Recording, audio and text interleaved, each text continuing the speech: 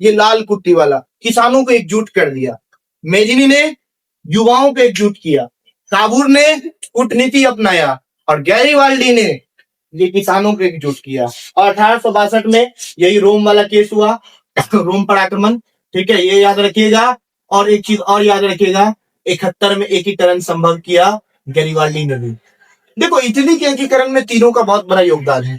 तलवार की नीति पर गैरीवाल्डी ने इटली का एकीकरण संभव कर दिया। तो ये सारी चीज याद रखिएगा। एक चीज और याद रखिएगा, गैरीवाल्डी 1862 में मर गया था, ठीक है। रोम पर आक्रमण जिस टाइम हुआ था, ठीक है, उसी टाइम गैरीवाल्डी मर गया था। जब रोम पर आक्रमण करने की योजना काउंट काबूर और गैरीवाल्डी मिलकर बनाया था इन लोगों ने, तो उस टाइम ही गैरीवाल्डी की मृत्यु दुर्भाग्यवश 62 में ही हो गई थी। तो 62 में दो तरह की चीजें थी गैरीवाल्डी के साथ, ये सब याद रखिएगा। 70-71 में फिर फ्रांस और जर्मनी के साथ युद्ध छिड़ा और 71 में इटली का एकीकरण काउंट काबूर, गैरीवाल्डी और मेजनी ने संभव कर दिया। तुमसे सिंपल पूछेगा, याद रखना, तुमसे 5 नंबर में अगर पूछेगा, 4 नंबर में ऐसे ही पूछ देगा कि इटली के एकीकरण में मेजनी, काउंट काबूर और गैरीवाल्डी के योगदान को बताएं। ऐसे स्टार्ट करना जैसे मैं स्टार्ट कर रहा हूं, एकदम ढंग से ध्यान दो। इटली यूरोप महादेश में स्थित एक देश है जो विभिन्न प्रकार के छोटे छोटे क्षेत्रों में बटा हुआ। इटली का एकीकरण करने का प्रयास मेजनी, काउंट काबूर, गैरीवाल्डी ने किया और इसे संभव भी किया। मेजनी का जन्म, अब यहां से बोलना, मेजनी का जन्म 1805 में सर्डिनिया के जेनोवा नगर में हुआ था। ध्यान दो, मेजनी का जन्म 1805 में सर्डिनिया के जेनोवा नगर में हुआ था। मेजनी के पिता वकील थे। मेजनी बचपन से अपने देश की स्थिति और दुर्दशा पर रोता था, इसलिए मेजनी ने बचपन से ही ब्लैक कलर के पोशाक को अपनाना शुरू कर दिया। मेजनी ने 1830 में मेजनी कार्बोनरी नामक संस्था से जुड़ा और 1831 में इटली को एकीकरण करने के लिए यंग इटली, 1834 में यंग यूरोप नामक संस्था की स्थापना की मेजनी ने। मेजनी 1848 में रोम विवाद की योजना को लेकर केंद्र में आया और 1871 में मेजनी ने अपने प्रयासों से इटली का एकीकरण संभव कर दिया। परिणाम स्वरूप मेजनी की 1872 में मृत्यु हो गई। मेजनी इटली का योग्य सेनापति, गणतांत्रिक विचारों का समर्थक, क्या बोलते हैं, लोकतांत्रिक विचारों का समर्थक, राजनीतिक। इटली के एकीकरण में काउंट काबूर का भी महत्वपूर्ण योगदान है। आगे वाला चैप्टर इसमें स्टार्ट करेंगे, उसी में लिखेंगे। काउंट काबूर का महत्वपूर्ण योगदान है। काउंट काबूर एक कूटनीतिज्ञ था, महान कूटनीतिज्ञ था। इटली को एकत्रित करने के लिए, इटली में एकीकरण की भावना को जगाने के लिए काउंट काबूर ने कूटनीति की भावना को अपनाया। काउंट काबूर 1853 से 54 में क्रीमिया युद्ध में भाग लिया और क्रीमिया युद्ध में जब वो फ्रांस के साथ भाग लिया तो उसे इसका फायदा भी मिला। 1859 में ऑस्ट्रिया के साथ सीमा संबंधी विवाद हुआ और 1862 में काउंट काबूर ने रोम पर आक्रमण करने की योजना बनाई।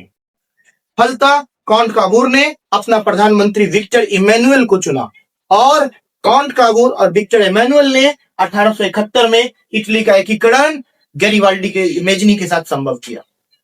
वहीं गैरीवाल्डी का योगदान इटली के एकीकरण में काफी महत्वपूर्ण है। गैरीवाल्डी का जन्म 1807 में नीस में हुआ था। गैरीवाल्डी के पिता नाविक थे और बचपन से वो अपने पिता के साथ नौका चलाने का ट्रेनिंग लेता था, प्रशिक्षण लेता था। गैरीवाल्डी ने इटली के एकीकरण के लिए लाल कुर्ती वाले नामक संगठन का स्थापना किया। यह एक किसानों का संगठन था। गैरीवाल्डी किसानों को एकजुट करने का प्रयास किया। गैरीवाल्डी ने 1862 में काउंट काबूर के साथ रोम पर आक्रमण करने की योजना बनाई और 62 में ही दुर्भाग्यवश गैरीवाल्डी की मृत्यु हो गई। अर्थात गैरीवाल्डी इटली के एकीकरण को देख नहीं सका, लेकिन इटली का एकीकरण, इटली के सारे क्षेत्रों का यूनिफिकेशन 1871 में संभव हो गया। इस तरह हम कह सकते हैं कि Mazzini, Count Cavour, Victor Emmanuel और गैरीवाल्डी के बिना इटली का एकीकरण संभव नहीं था। ये 4 नंबर पे सवाल रहा, याद रखिए। और इस टॉपिक से टोटल 3 सवाल क्लियर होता है, एकदम ढंग से ध्यान दो। एक टॉपिक से पहला सवाल क्लियर होता है मेजनी का योगदान, दूसरा सवाल क्लियर होता है काउंट काबूर का योगदान, तीसरा सवाल क्लियर होता है गैरीवाल्डी का योगदान। और चौथा पॉइंट मेटरनिक एरा आपसे पूछ देगा मेटरनिक युग क्या है, मेटरनिक का क्वेश्चन आउट होता है। और पांचवा जो नेपोलियन बोनापार्ट हम आपको बताएं, दैट्स अ वेरी इंपॉर्टेंट। छठा पॉइंट राष्ट्रवादी भारत। जो इंपॉर्टेंट चीज है, ये इंपॉर्टेंट चीज यही इटली का एटिकल। अगर तुम बिस्मार्क के बारे में पढ़ोगे तो बिस्मार्क एक पढ़ी लो, उसके बाद जो है आपका चैप्टर लगभग हमको लगता है 90 नहीं 100% पूरा आपका चैप्टर, पहला चैप्टर खत्म हो जाएगा। बिस्मार्क देख लो, एक टॉपिक की वजह से हमको नहीं लगता कि चैप्टर हमें नहीं खत्म करना चाहिए। ये गैरीवाल्डी क्लियर है, इसमें कोई दिक्कत नहीं है। चलिए बिस्मार्क के बारे में जरा देख लीजिएगा। ये बिस्मार्क, देखो बिस्मार्क बहुत छोटा है, बहुत अच्छे से याद रखना। बिस्मार्क में ज्यादा दिमाग अपने को लगाने नहीं है, ध्यान दो, छोड़ो उसको ध्यान दो। बिस्मार्क, बिस्मार्क, अगर बिस्मार्क के बारे में पढ़ेंगे, तीन चीज पढ़ेंगे, 1864, 1866, 1870। बिस्मार्क के बारे में अगर पढ़ेंगे 64 में Denmark Prussia, Denmark Prussia, Denmark Prussia युद्ध हुआ 64 में। इसी को कहते हैं सेडोवा की लड़ाई, सेडोवा, सेडोवा की लड़ाई इसे कहते हैं, सेडोवा की लड़ाई। 1866 में ऑस्ट्रिया प्रशा, ऑस्ट्रिया प्रशा,